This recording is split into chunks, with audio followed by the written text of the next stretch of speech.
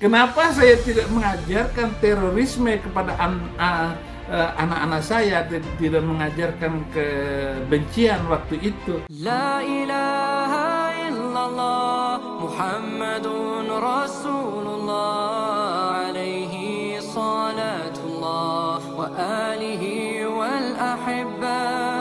Bismillahirrahmanirrahim. Assalamualaikum warahmatullahi wabarakatuh. Alhamdulillahilladzi khalaqal mauta wal hayata liyabluwakum ayyukum ahsanu amala wa huwal azizul ghafur. Salatan wa salaman ala nabiyyina Muhammad sallallahu alaihi wasallam alladzi qad hamala an-nas minadh dhulumati ila an-nur minal jahiliyah ila al-islamiyah.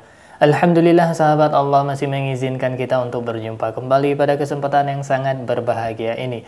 Alhamdulillahirabbil alamin. Tidak bosan-bosannya saya ingatkan kepada para sahabat untuk menonton konten ini sampai dengan tuntas, karena konten kita kerap kali membicarakan mengenai akidah dan perbandingan agama. Saya khawatir terjadi kesalahpahaman di kalangan sahabat seandainya menonton sepenggal-penggal atau bagian tertentu saja. Semoga Allah melindungi iman kita dan kita diwafatkan dalam keadaan husnul khotimah. Amin ya rabbal alamin.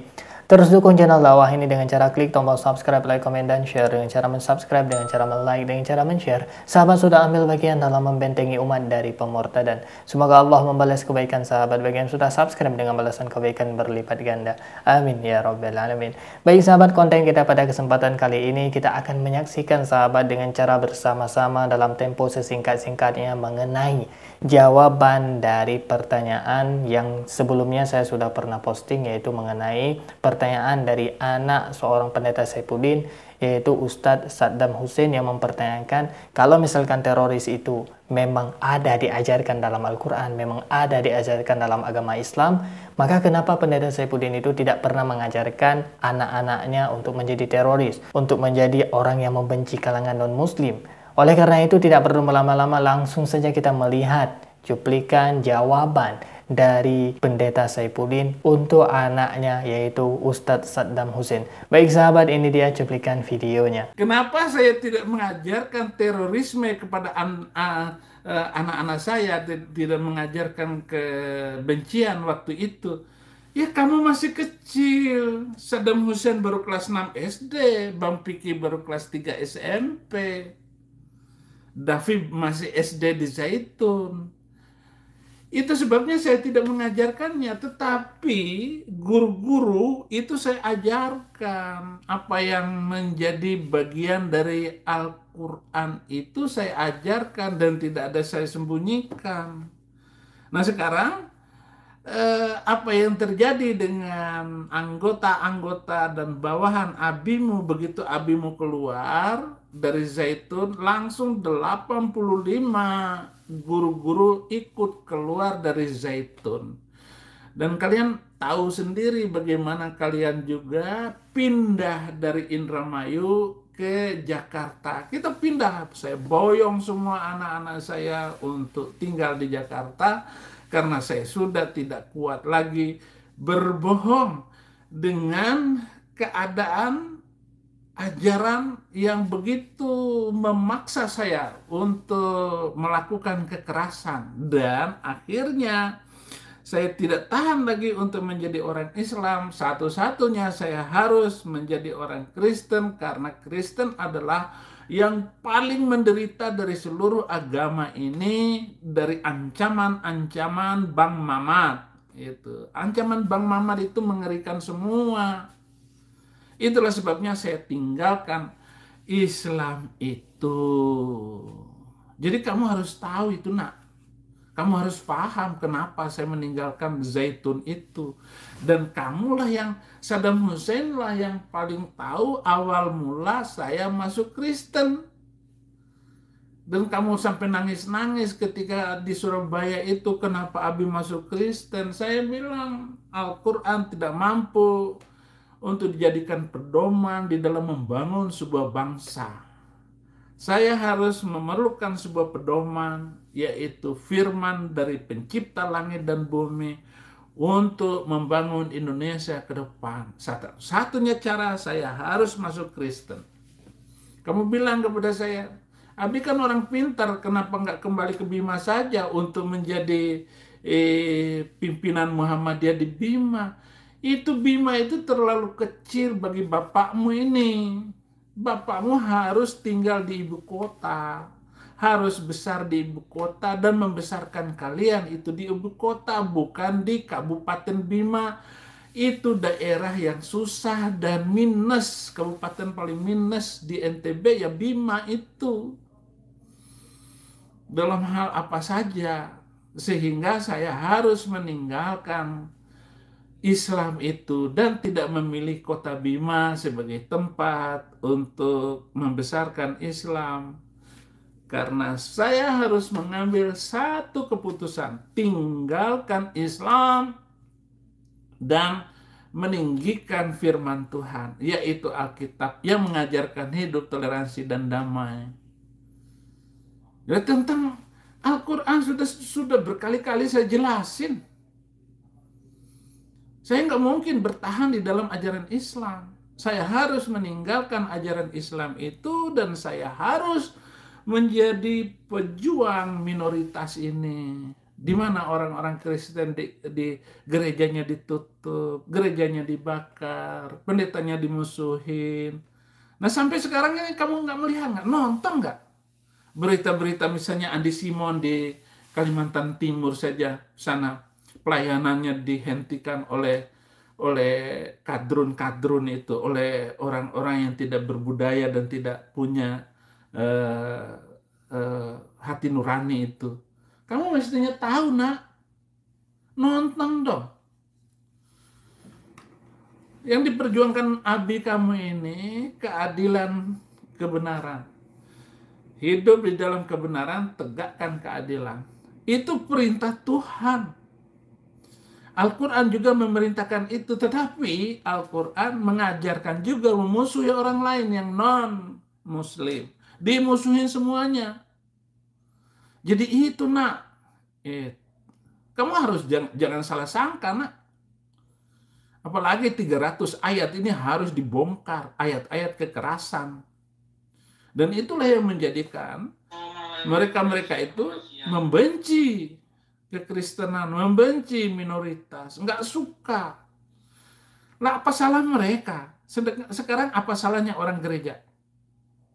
Masjid tanpa izin dibangun.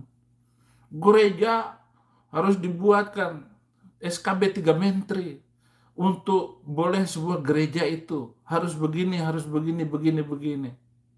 Setelah begini dan begitu, setelah dapat izin, nanti datang FPI. Minta iuran, minta ancaman-ancaman. Itu satu gereja 150.000 minimal itu kalau ada di Jakarta itu. Itu kejahatan FPI. Itu FPI itu turunan Habib Rizik, temannya Habib Rizik, Bang Mamat. Rizik itu kan turunan Bang Mamat. Bagaimana hidup kayak begini? Untung aja sekarang Habib Rizik sudah masuk penjara. Sehingga gereja-gereja aman.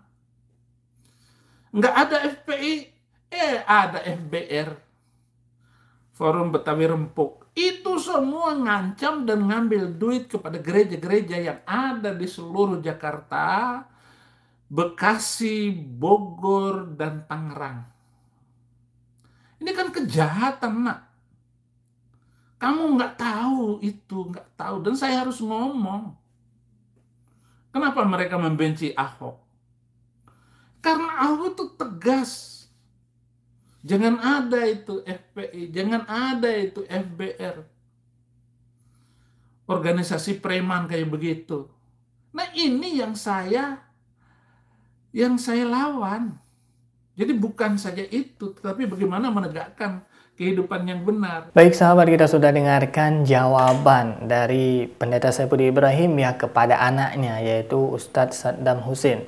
Nah, yang pertama dia mengatakan dia belum mengajarkan ya tentang kebencian, tentang kekerasan itu kepada anaknya karena masih kecil, sahabat. Ya, ini menurut saya ya akal-akalan saja, sahabat. Karena terus terang, saya pribadi yang telah menempuh pendidikan di pondok pesantren itu kurang lebih ya sekitar 5 tahun, sahabat, tidak pernah diajarkan ayat-ayat kekerasan. Yang menjadi anehnya, sahabat, kenapa Pendeta Saifuddin Ibrahim ini mengatakan bahwasanya anak-anak di pesantren itu belum diajarkan karena mereka masih kecil. Tapi pernyataan yang sangat kontradiktif ketika dikatakan 300 ayat mengandung kekerasan itu diajarkan di pesantren. Nah, ini kan aneh nih.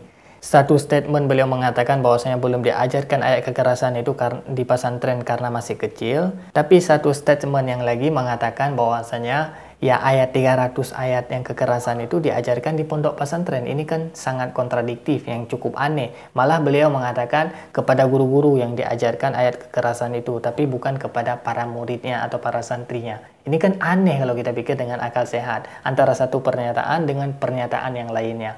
Baik sahabat, kemudian yang sangat-sangat anehnya lagi ketika beliau mengatakan Al-Quran tidak mampu menjadi pedoman bagi sebuah bangsa, pedoman bagi sebuah negara sahabat.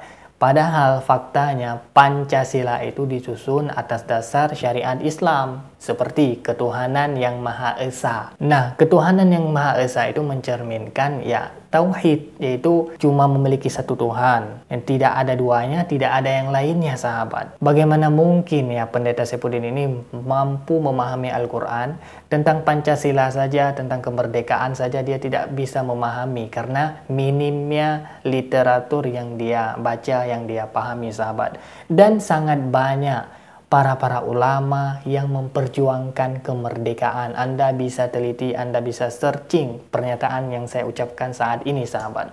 Sangat-sangat banyak para ulama yang turun ke medan pertempuran dan mengajak semua para santri untuk membela negara ini. Ulama-ulama ini mayoritasnya ya agama Islam. Yang namanya ulama dalam terminologi agama Islam itu disebut sebagai pemuka agama Islam. Itu dikategorikan ulama. Kalau misalkan pemuka agama lain mungkin ya pendeta, Paulus dan sebagainya sahabat. Baik sahabat, dapat kita pahami bahwasanya pernyataan dari Pendeta Saifuddin ini banyak yang kontradiksi.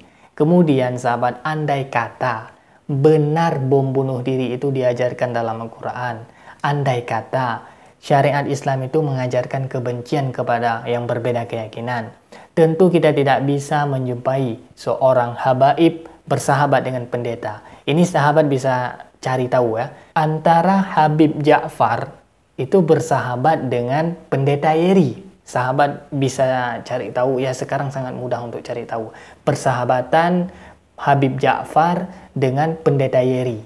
Jadi kalau misalkan memang benar Al-Quran mengajarkan kebencian kepada yang berbeda keyakinan, tentunya mustahil Habib Ja'far yang paham agama, beliau bersahabat dengan seorang pendeta. Ini sangat mustahil sahabat. Dan yang tidak banyak orang tahu, tetangganya Habib Rizik yang sekarang sedang menjalani ya proses hukum yaitu di penjara, tetangganya Habib Rizik itu non-muslim. Jadi kita tidak pernah mendengar Habib Rizik ya bermusuhan dengan tetangganya bermusuhan dengan Habib Rizik. Itu tidak pernah kita dengar. Karena memang Al-Quran, memang agama Islam tidak pernah mengajarkan kebencian untuk yang berbeda keyakinan. Jadi sampai di sini dapat dipahami ya. Anda kalau misalkan mau menilai agama Islam itu sendiri, maka jangan nilailah dari orangnya, tapi nilailah dari kitab sucinya. Anda teliti, Anda baca, Anda pahami. Karena kalau misalkan orang Islam bisa jadi benar, bisa jadi salah. Karena memang tidak pernah kita manusia ini terbebas dari salah dan kelupaan. Tapi kalau misalkan kitab suci, ya itu sudah kompleks dan sudah absolut benar. Dan kami umat Islam sangat meyakininya. Baik sahabat, demikian yang dapat saya sampaikan. Yang baik datangnya dari Allah, yang salah murni dari keterbatasan ilmu saya. Mohon diberi maaf dan saya mohon ampun kepada Allah Subhanahu wa Ta'ala. Terus dukung channel dakwah ini dengan cara klik tombol subscribe, like, komen, dan share. Dengan cara mensubscribe, dengan cara like, dengan cara men-share. Sahabat sudah ambil bagian dalam membentengi umat dari pemurtadan. Semoga Allah membalas kebaikan sahabat bagi yang sudah subscribe dengan balasan kebaikan berlipat ganda. Amin ya rabbal alamin. Terima kasih bagi yang sudah menonton. Hadanallah wa iyyakum ajma'in. Akhirul kalam. Wassalamualaikum warahmatullahi wabarakatuh. La ilaha illallah Muhammadun Rasulullah alaihi salatullah wa alihi wal ahibba